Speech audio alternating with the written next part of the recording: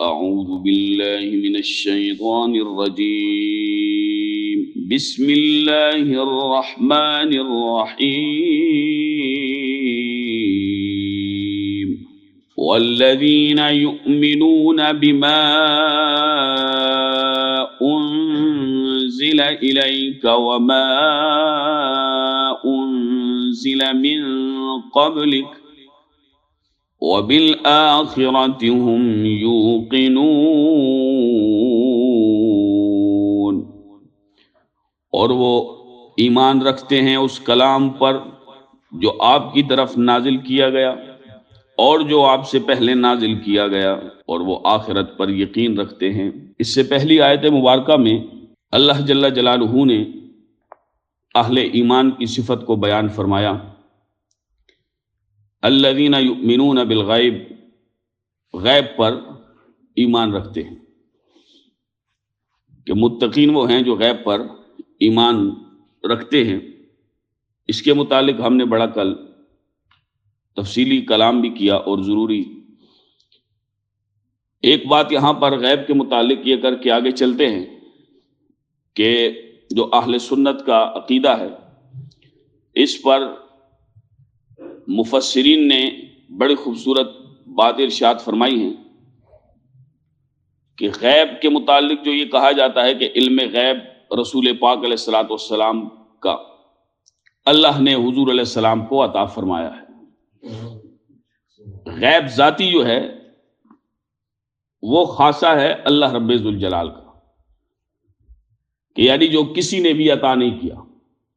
وہ ذاتی ہے اس کا اور وہ خاصہ ہے۔ رسول پاک علیہ السلام کو علم غیب عطا فرمایا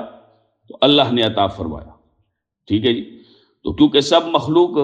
اللہ ہی کی محتاج ہے، تو اسی طرح سے جیسا کہ 16ویں پارے میں فرمایا کہ حضرت خضر علیہ السلام کو بھی اللہ رب ذوالجلال نے غیب کا علم عطا فرمایا۔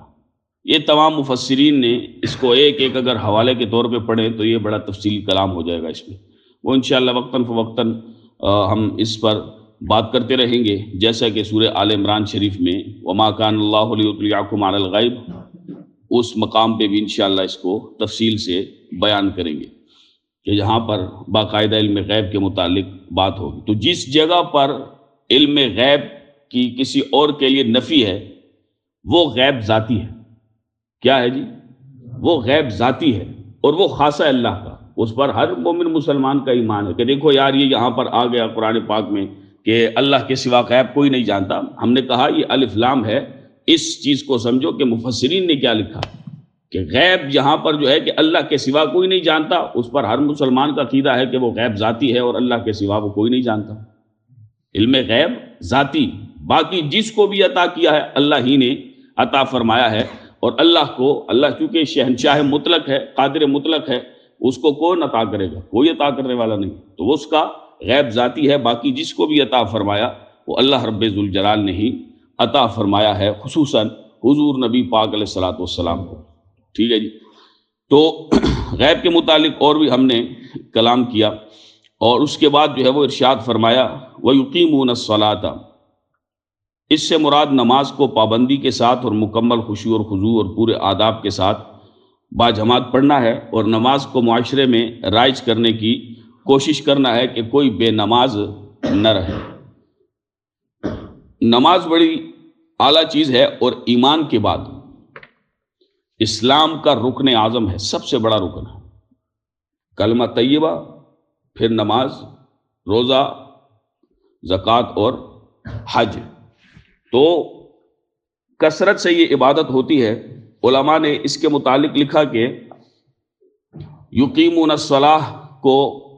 وَمِمَّا رَزَقْنَاهُمْ يُنْفِقُونَ پر مقدم کیا، یعنی پہلے یقیمون الصلاۃ فرمایا، پھر انفاق فی سبیل اللہ کے متعلق ارشاد فرمایا کہ یقیمون الصلاۃ کے اہل ایمان کی صفت یہ ہے کہ وہ نماز کو اس کے ظاہری اور باطنی حقوق کے ساتھ ادا کرتے، جیسا کہ طہارت یہ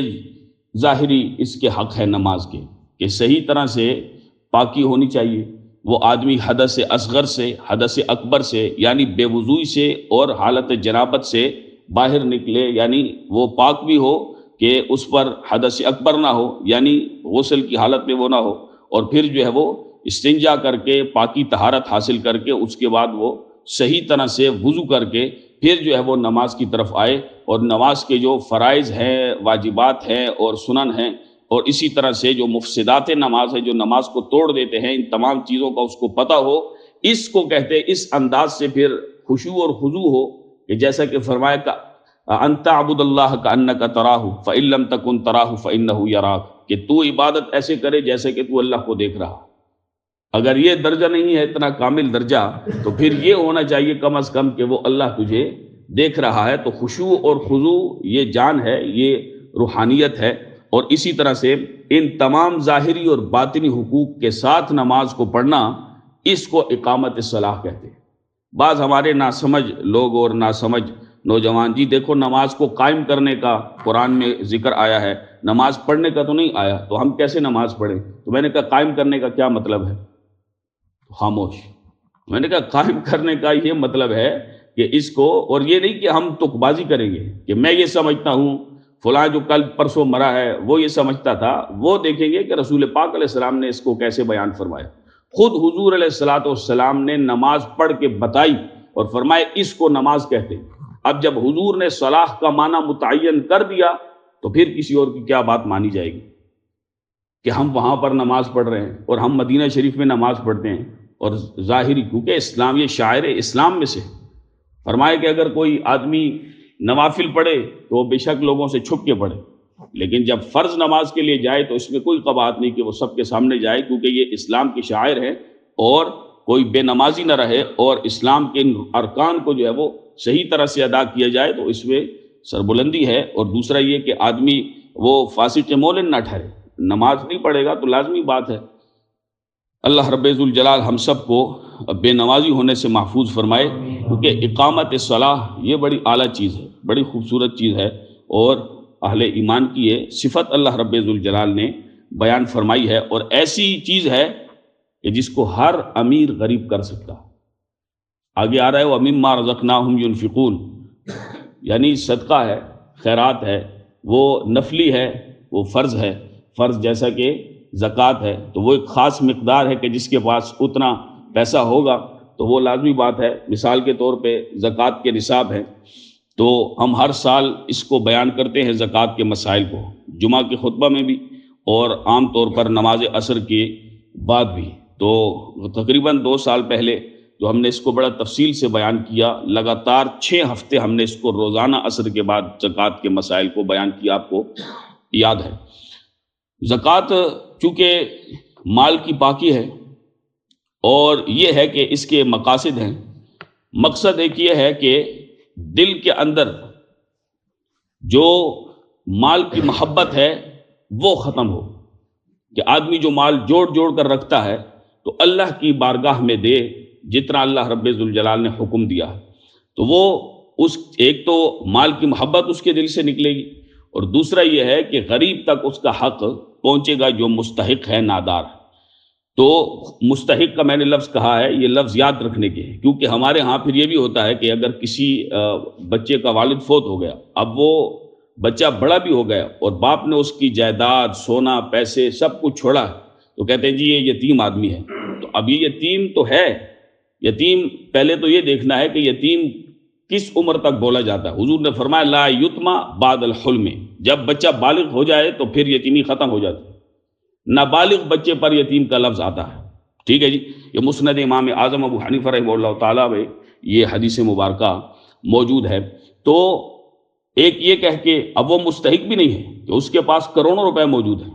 تو اب اس کو کیسے زکوٰۃ دی جائے گی؟ تو یہ ایک ہوا سا ہم سمجھتے ہیں کہ او ہو بیوہ ہے، تو اب بیوہ کے پاس 10 20 30 تولے سونا پڑا ہوتا، جس کے پاس 30 تولے سونا ہو وہ تو زکوٰۃ دے گی، زکوٰۃ کیسے لے سکتی ہے؟ وہ تو مستحق ہی نہیں۔ تو مستحق تک اس کا حق پہنچانا کہ جو یعنی ان چیزوں کا مالک ہی نہ ہو۔ وہ نصاب کون کون سے ہیں؟ وہ نصاب ہیں جیسا کہ آپ کو معلوم ہے کہ نصاب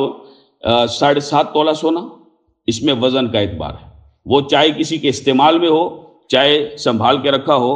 اس میں ایسی بات نہیں ہے۔ کہ بعض لوگ یہ غلطی کھاتے ہیں کہ جی حاجت اصلیہ، یعنی جو استعمال کی چیزیں ہیں ان کو نکال کر، تو اب چونکہ سونا چاندی ہم استعمال کرتے ہیں، وہ لاکٹ پہنتے ہیں، بریسلیٹ پہنتے ہیں خواتین، یا جو ہے وہ کڑے وغیرہ انگوٹھیاں پہنتی ہیں، تو اب یہ استعمال میں ہے، تو استعمال کی چیزوں پر زکوٰۃ نہ۔ سونے کا وزن ہے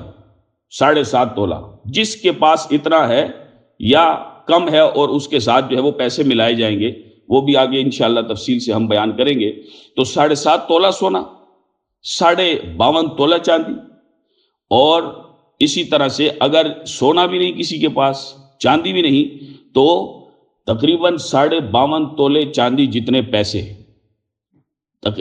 ہفتہ ڈیڑھ ہفتہ پہلے یا ہفتہ پہلے چاندی کی قیمت 2600 روپے تھی، اب پتہ نہیں کتنی ہے، تو یہ جو 2024 فروری کی بات کر رہا ہوں، 2600 روپے، تو یہ تقریباً 1,35,000 یا سمجھے 1,37,000، اس طرح سے تقریباً 1,40 بن جائیں گے، تو یہ 1,40,000 فریج، استری، موٹر سائیکل، گاڑی، سردی گرمی کے کپڑے، برتن وغیرہ، ان تمام چیزوں سے جو حاجات اصلیہ ہیں، جو کہ آدمی کی روزمرہ ضرورتیں ہیں، ضرورت کی چیزیں ہیں، ان سب کو الگ رکھ، ان سب سے ہٹ کے جو پیسے رکھے ہوں اتنی مقدار کے، تو اس پر سال گزرا ہو، حولان حول جس کو کہتے ہیں، سال گزرا ہو، تو اس پر پھر 40% یعنی 2.5% جو اس مال کا ہے وہ زکوٰۃ اس پر فرض ہے۔ ٹھیک ہے جی، وہ چاہے 5,000 روپے بنے تو چاہے 10,000 روپے بنے تو چاہے جس کے پاس جتنا مال ہے، یہ مقدار ہے۔ اس سے زیادہ جتنے پیسے، عام طور پر آج کل لوگوں کے پاس زیادہ پیسے رکھے ہوتے ہیں، جتنے پیسے 5 لاکھ روپے رکھے، کسی کوئی ایسا مسئلہ ہو جائے، کوئی ضرورت پیش آ جائے، تو یہ ہم نے الگ سے رکھے ہوئے ہیں۔ اسی طرح سے تو یہ چیز جو ہے، اسی طرح جانوروں میں زکوٰۃ ہے۔ اب تو لوگوں کے پاس اس طرح سے جانور نہیں ہیں کہ 40 بکریاں ہوں تو 40 بکریوں پر پھر زکوٰۃ ہوتی ہے، وہ تعداد ہے پھر ان کی، پھر آگے پھر وہ بڑھتی جاتی ہیں۔ 5 اونٹ ہوں، گایوں کی تعداد ہے وہ 20 گائیں، تو اسی طرح سے، لیکن وہ آج اتنی مقدار میں وہ سلسلہ نہیں ہے، تو زیادہ تر لوگوں کے پاس پیسہ وغیرہ اور سونا چاندی، خصوصاً سونا اور پیسے ہوتے ہیں، تو یہ رکھا ہوتا ہے، تو اس پر زکوٰۃ ہے۔ اب یہ شان ہے حجیت حدیث پر بھی آپ بات کریں، اور پھر فقہائے امت پر، جتنے بھی مجتہدین ہیں، امام اعظم ابو حنیفہ رحمہ اللہ تعالیٰ، کہ انہوں نے پھر امت پر یہ احسان کیا۔ یہ بعض جاہل یہ بدزبانی کرتے ہیں علماء امت پر اور ان جلیل القدر تابعین پر، تو ہم یہ کہتے ہیں، یہ جو تم فرض واجب کہتے ہو نا، فرض واجب مستحب، یہ قرآن میں کدھر لکھا ہے؟ یہ اصطلاحات ہی تو انہوں نے وضع کی ہیں۔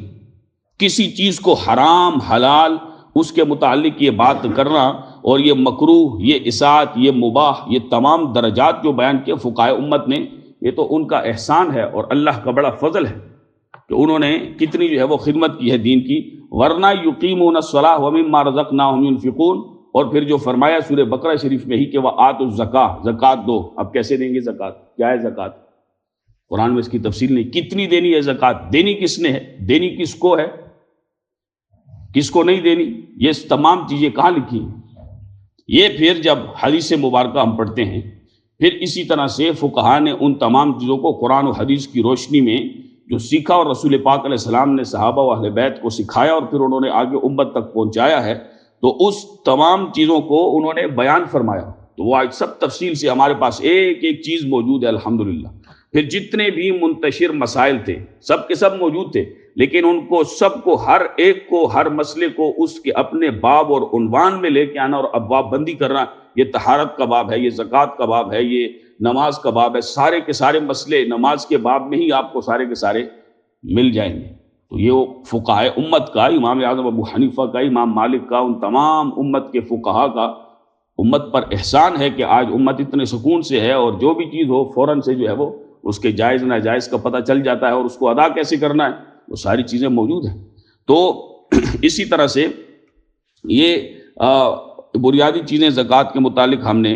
بیان کی کہ کئی لوگ ایسا کرتے ہیں کہ زکوٰۃ ادا کرتے ہیں رمضان کے مہینے میں۔ ایک تو یہ یاد رکھے کہ اگر مثال کے طور پہ آج کی تاریخ میں، تاریخ بھی انگریزی تاریخ نہیں، پچھلے دنوں میں جیسے ہم نے بیان کیا کہ قمری مہینے کی تاریخ معتبر ہوگی زکوٰۃ کے اندر، وہ یہ وَمِمَّا رَزَقْنَاهُمْ يُنْفِقُونَ کے تحت ہم بات کر رہے ہیں، یہ اس کے تحت بات کر رہے ہیں کہ قمری مہینے کی جو ہے وہ تاریخ کا اعتبار ہوگا۔ مثال کے طور پہ یہ شعبان ہے، تو شعبان کے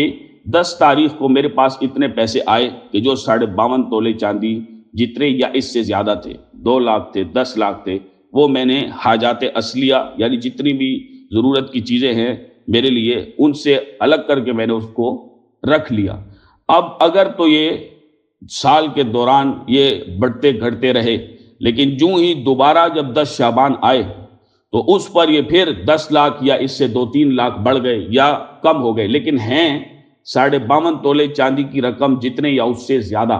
बेशक 10 लाख ना भी हो लेकिन उससे ज़्यादा होंगे। वो शायद अगले साल 1.5 लाख हो, 2.25 लाख बन जाए, लेकिन मेरे पास 3 लाख पड़े, 2 लाख हैं, 5 लाख हैं, तो इसमें फिर मैं, चूंकि साल पूरा हो गया, अब मैं ज़कात अदा करूँगा। बाज़ लोग डर जाते हैं, वो जी 2 लाख पे कैसे ज़कात हो सकती है? तो ये हमने कहा शुक्र नहीं करते कि अल्लाह रब्बुल जलाल ने तुम्हें देने वाला बनाया। ये कितनी बड़ी शान है कि आदमी कोई चीज़ दे। लोग घबराते हैं कि कैसे ज़कात अदा की जाएगी या इसी तरह से बाकी जो है वो बहुत सारे मसाइल हैं, बड़ी तफसील से हमने उनको बयान किया कि अगर उलमा ने ये भी लिखा है कि अगर एक आदमी के पास एक तिजारत का माल भी है, चौथा जो हमने वो है इसका ज़कात का निसाब, वो तिजारत का माल। तिजारत का माल यानी जो किसी ने कुछ चीज़ें बेचने के लिए रखी हो। आम तौर पर जितने दुकानदार हजरात हैं वो इन चीज़ों का बड़ा ख्याल रखते हैं कि हमारे पास इतना पैसा है, हमारे पास इतनी चीज़ें हैं, वो कुछ भी बेचने वाले हों तो वो उन तमाम चीज़ों का, क्योंकि वो तिजारत की चीज़ है तो तिजारत के माल पर, बेचने वाली चीज़ों पर वो उस 52.5 तोले चांदी से यकीनन उसकी रकम से ज़्यादा ही पैसे होते हैं, तो उन पर जो है वो ज़कात अदा करते हैं। तो ऐसे ही मिसाल के तौर पर तिजारत का माल क्या है कि कोई भी चीज़ आदमी ने बेचने के लिए ख़रीदी हो, बेचने की नीयत से ख़रीदी हो, तो उस पर ज़कात है, वो उसकी ज़कात अदा करेगा, यानी जो इन तमाम शराइत के साथ के साल गुजर गया हो। इसी तरह से एक ये चीज़ भी है कि मैं पिछले 4-5 साल से ज़कात दे रहा हूँ, ठीक है जी, ज़कात मैं दे रहा हूँ। अब साथ साथ कभी कोई तोहफ़ा आ जाता है, किसी ने जो है वो मुझे पैसे तोहफे में दे दिए। लोग एक दूसरे से मोहब्बत का इजहार करते हैं ना मुख्तलिफ़ तरीक़ों से, किसी ने किसी को गाड़ी दे दी, ये आप रखे, और मैंने बेचने की नीयत भी की, इसी तरह से तोहफे के तौर पर आया, फिर जो है क्योंकि वो माल तो फिर मेरा ही हुआ ना, इसी तरह से विरासत में कोई ज़मीन जायदाद वगैरह कोई चीज़ें पैसा आ गया, और बाकी उसमें किसी ने ऐसी तरह से तिजारत में मुझे फ़ायदा हुआ, यानी दौरान साल ये पैसे वगैरह आते रहे। तो अब क्या इनका नया साल मुतय्यर होगा? ना, 10 शाबान जो कि पहली दफ़ा मेरे पास उतने पैसे आए थे, और उसके बाद 10 शाबान को मैं ज़कात देता रहा हूँ, चूँकि 10 शाबान वो है। अब इससे लेट भी नहीं करेगा कि यार आगे रमज़ान है, ज़्यादा सवाब होगा, कि नफल का सवाब फ़र्ज़ के सवाब जितना मिलता है, तो लिहाजा लेट नहीं करेगा, गुनाहगार होगा। क्योंकि 10 शाबान जब इसके ऊपर ज़कात फ़र्ज़ थी तो ये 10 शाबान को ही ज़कात अदा करेगा, इससे लेट नहीं करेगा, क्योंकि इसका साल यहाँ पर पूरा हो रहा है। और जब साल पूरा हो जाए तो ज़कात देना उस आदमी पर फ़र्ज़ है। वो अलग बात है कि आदमी अगर उससे पहले भी दे दे, लेकिन इससे लेट करेगा तो गुनाहगार होगा। तो वो जितना माल अगर मेरा एक 10 शाबान से लेकर दूसरे 10 शाबान तक वो आया है, तो इस दौरान जितना भी माल आता जाएगा, हर एक का निसाब अलग अलग शुरू नहीं होगा कि यानी अब मुझे 5 लाख रुपए फ़ायदा हुआ तो अब इसका ये मतलब है कि अब मैं फिर 20 रमज़ान से इसकी फिर तारीख नई शुरू कर दूँ, तो इस तरह तो हर दिन ही नया निसाब शुरू हो जाएगा, ऐसा नहीं है। बल्कि वो जितनी नई चीज़ें आएंगी, जितना नया माल आएगा, जितना फ़ायदा आएगा, वो सारे का सारा उसी के अंदर जमा कर दिया जाएगा, और हर 10 शाबान पर जो है वो अपनी ज़कात अदा करेगा। नए नए निसाब, नई नई तारीखें नहीं शुरू होगी कि ये आज इतना आया है, 10 मुहर्रम को आ गया, 25 सफ़र को आ गया, ना, जो भी सामान माल आएगा वो सारा उसी में ऐड होता जाएगा, और फिर जब 10 शाबान आएगी तो उस सारे का वो हिसाब लगा के और उसका 2.5% 40वां हिस्सा जो है वो उसकी ज़कात अदा करेगा। तो इसी तरह से मुस्तहिकीन में भी से देखेगा कि जिसके पास ये निसाब नहीं है, 52.5 तोले सोना भी नहीं, 52 तोले चांदी भी नहीं, 7.5 तोला सोना भी नहीं, तिजारत का सामान भी नहीं, इसी तरह से उसके पास उतनी रकम भी नहीं है, तो ऐसा आदमी के जिसके जो साहिब निसाब ना हो, इसको साहिब निसाब कहते हैं, ऐसे आदमी पर सदका फ़ितर भी वाजिब नहीं है। सदका फ़ितर भी उसी पर वाजिब है जो इन निसाबों का मालिक होगा, तो उस पर सदका फ़ितर भी वाजिब नहीं है, उस पर ज़कात भी वाजिब नहीं है। ऐसे मुस्तहिकीन को ज़कात देना ضروری ہے اور مستحق تک پہنچنا کہ اس سے آدمی پوچھ لے اپنے طور پہ بس ایک آدھ سوال کہ یار کوئی سونا وغیرہ تو آپ نے نہیں رکھا یا کوئی طرح مال. یہ نہ ہو کہ مطلب میں آپ کو زکوٰۃ دوں اور آپ پر زکوٰۃ ہوتی نہ ہو تو یہ تو حرام ہے, درست بھی نہیں, میری زکوٰۃ بھی ضائع ہوگی پیسے. تو اس طرح سے ہر بندے کو ان مسائل کا پتہ ہونا یہ موٹے موٹے یہ ضروری ہے تاکہ وہ زکوٰۃ دینے, وہ جو لینے والا ہے کئی مرتبہ بلکہ زیادہ تر ہوتا ہی ہے. اب چونکہ دین نہ سیکھنے کا وہ نحوست یہ ہوتی ہے, مسئلہ یہ بنتا ہے کہ جو مال ہم نے لینا ہی نہیں ہوتا وہ زکوٰۃ ہم لے رہے ہوتے ہیں. الٹا ہمارے اوپر فرض ہوتا ہے کہ ہم مستحقین کو ڈھونڈ کر ان کو زکوٰۃ ادا کریں. تو سب سے پہلے آدمی رشتہ داروں میں دیکھے ہوتے ہیں, اپنے رشتہ داروں میں خاندان کے اندر جو کمزور لوگ ہیں, پھر بہن بھائی ہیں کہ الگ ہے ان کا آپ سے کھانا پینا الگ ہے, شادی ہو چکی ہے لیکن وہ تو اس طرح سے آدمی دے سکتا ہے, اپنے اصول کو بھی نہیں دے سکتا, اپنے فروع کو بھی, اپنے باپ ماں باپ کو, دادا دادی نانا نانی اوپر تک جتنے جائیں, اسی طرح بیٹا بیٹی پوتا پوتی ان کو زکوٰۃ آدمی نہیں دے سکتا. وہ اصول اور فروع سے, اپنی اصل سے باپ دادا اور اسی طرح سے اپنے فروع یعنی اولاد سے ہٹ کر وہ زکوٰۃ ادا کرے گا. اور اسی طرح میاں بیوی ایک دوسرے کو بھی زکوٰۃ نہیں دے سکتے. اور اسی طرح سے ایک مسئلہ یہ بھی یاد رکھیں کہ عام طور پر اگر کسی کے پاس 52.5 تولے سونا موجود نہیں, 2 تولے سونا, تو چونکہ 52.5 تولے سونا پر زکوٰۃ دے گا, تو اب 7.5 تولہ سونا پر, تو 7.5 تولہ سونا اس کے پاس نہیں ہے, تو اب اس کے پاس 1 تولہ, تو 1 تولہ بھی غالباً پچھلے ہفتے 2,19,000 تھا. تو اب آج پتہ نہیں اس کا کیا ریٹ ہے مارکیٹ کا. تو جو مارکیٹ کا ریٹ ہوگا نا موجودہ, اسی پر زکوٰۃ ہوگی کہ جی میں نے تو 1990 میں سونا لیا تھا تو اس حساب سے, نہ ہے تو سونا نا رکھا پھر کیوں ہے آپ نے, اسی ریٹ پہ کسی اور کو دیں گے, گھاٹا تو ہے نہیں. یہ تو اللہ کے نام پہ آپ دے رہے ہیں کسی غریب مستحق کو. تو جو زکوٰۃ دیتا ہے, میل نکالتا ہے مال کا, تو اللہ رب ذوالجلال اس کے لیے اور فراوانی کرتا ہے. تو اسی طرح سے اگر کسی کے پاس 2 تولہ سونا ہے, عام طور پہ زیادہ جو صورت یہ پائی جاتی ہے, اب پیسے اس دور میں تقریباً ہر کسی کے پاس موجود ہوتے ہیں. اب جب 2 جن سے مل جائیں, 1 تولہ سونا ہے کسی کے پاس یا 2 یعنی 7.5 تولے سے کم 2 تولہ سونا ہے, تو اس پر وہ چاہے مرد ہے یا عورت, تو اس پر اس کے پاس الگ سے پیسے بھی رکھے ہوتے ہیں لوگوں نے, الگ سے ہٹ کے. تو یہ دونوں جب جن سے ملیں گی تو لازمی بات ہے کہ یہ 52.5 تولے سونا چاندی سے اس کی رقم زیادہ ہو جائے گی. وہ 1 تولے کی زیادہ ہو جاتی ہے, لیکن وہ اس 1 تولے پر الگ سے زکوٰۃ نہیں ہے. جو مثال کے طور پہ کسی کے پاس 2-4 ہزار پڑے, 10 ہزار پڑے, 20 ہزار, یہ تو بہت زیادہ ہو جاتے ہیں, تو اب یہ دونوں مل جائیں گے. اب اس 1 تولے کو سونا شمار نہیں کریں گے,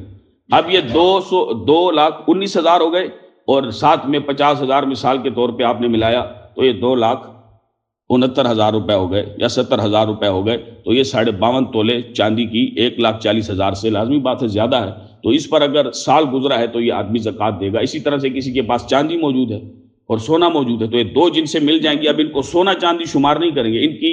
رقم دیکھیں گے کہ ان کی موجودہ قیمت کتنی ہے. تو اس موجودہ قیمت کے حساب سے کہ جب یہ آدھا تولہ سونا ہے اور اتنی چاندی ہے, تو یہ اگر 52.5 تولے چاندی سے زیادہ اس کی رقم بنتی ہے, تو لہٰذا اس پر سال گزر چکا ہے تو وہ زکوٰۃ ادا کرے گا. اسی طرح سے جس کا مال ہے نا,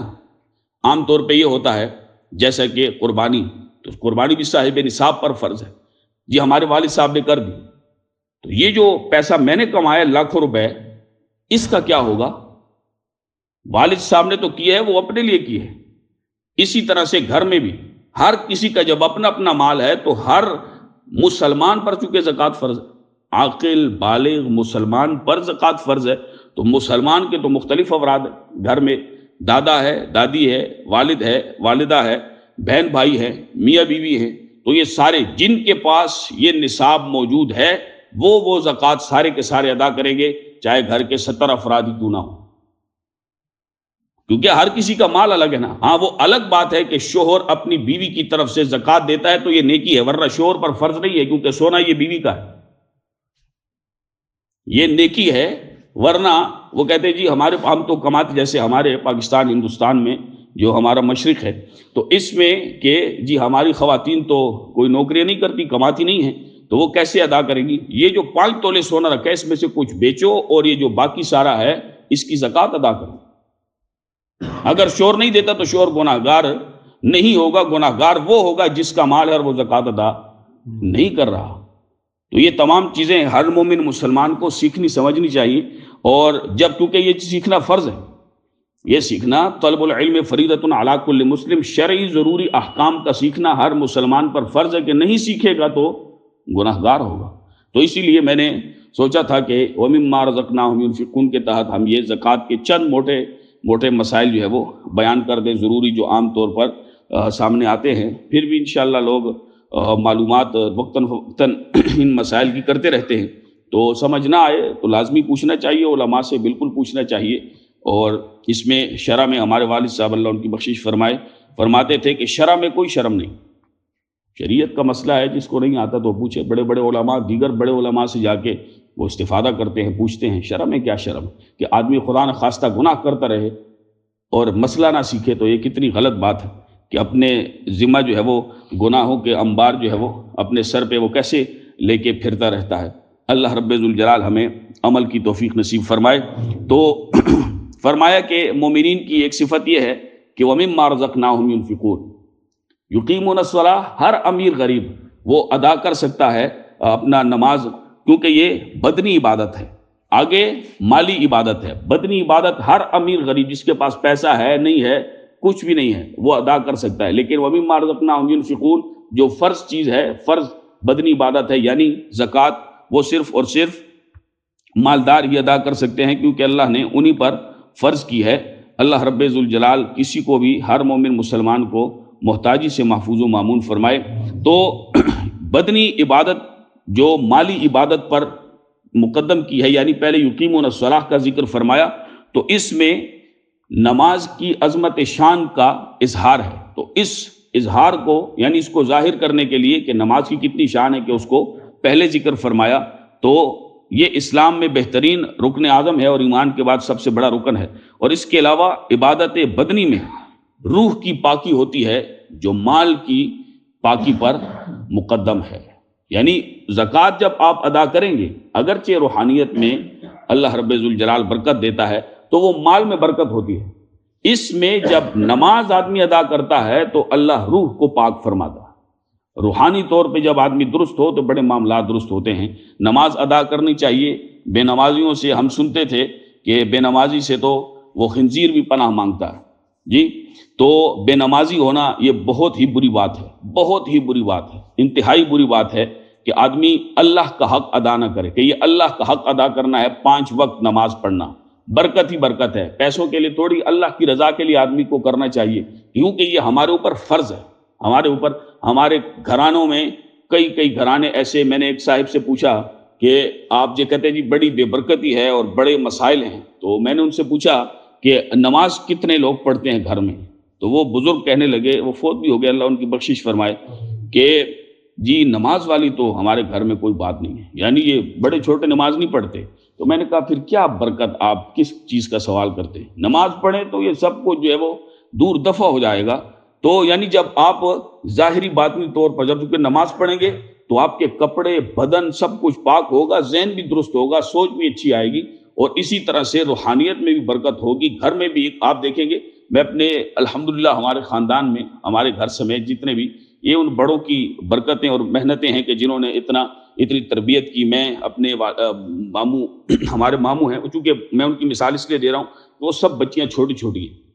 تو وہ سب ان کے گھر میں اس وقت تو سمجھے کہ 10-11 بجے کا سما لگتا ہے، تو وہ صبح نماز کے لیے چھوٹی بچیاں 4-4 5-5 سال کی، تو وہ ایسی تربیت ہے کہ وہ آپ دیکھیں کہ دوپٹہ بھی اتنے زبردست انداز سے کہ ایک بال نظر نہیں آتا، کیونکہ عورت کا بال چھپانا یہ فرض ہے نماز میں، اگر بال ان کے نظر آئیں گے تو اس سے نماز نہیں ہوتی۔ تو وہ چھوٹی چھوٹی بچیاں، وہ ہمارے ماموں کی تربیت تھی، تو اتنے زبردست انداز میں، والدہ ان بچیوں کی فوت ہو گئی، ہماری موانی اللہ ان کی بے حساب بخشش فرمائے، تو تربیت ایسی کی کہ آپ بندہ جو ہے وہ اتنا خوش ہوتا ہے صبح کہ ایک بندہ بھی سویا ہوا نہیں، سب کے سب سمیت بچوں کے، بڑے تو بڑے، سب کے سب بچے، اور ایسے کئی خاندان ہوتے ہیں، ایسے کئی ماشاءاللہ ہوتے ہیں۔ تو وہ ان گھرانوں کی وہ برکتیں، اور مطمئن اتنے کہ آدمی حیران ہوتا ہے، کیونکہ انسان پر بہت سارے ایسے وقت آتے ہیں، تو میں نے اپنے ماموں کو کبھی شکوہ کرتے ہوئے نہیں دیکھا۔